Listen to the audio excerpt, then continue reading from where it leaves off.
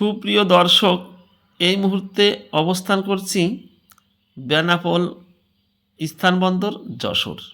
আমার পিছনে দেখতে পাচ্ছেন সবুজ রঙের যে গেটটা, ওইটা হচ্ছে ইন্ডিয়া অর্থাৎ বিএসএফ ডিউটি করতেছে, আর এই গেটটা হচ্ছে আমাদের বাংলাদেশি।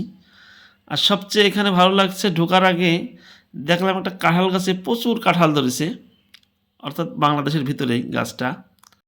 তো আপনাদের দেখে কেমন লাগছে অবশ্যই কমেন্ট করে জানাবেন। গণপ্রজাতন্ত্রী বাংলাদেশে ভ্রমণের জন্য শেষ, ধন্যবাদ, এই পর্যন্তই শেষ।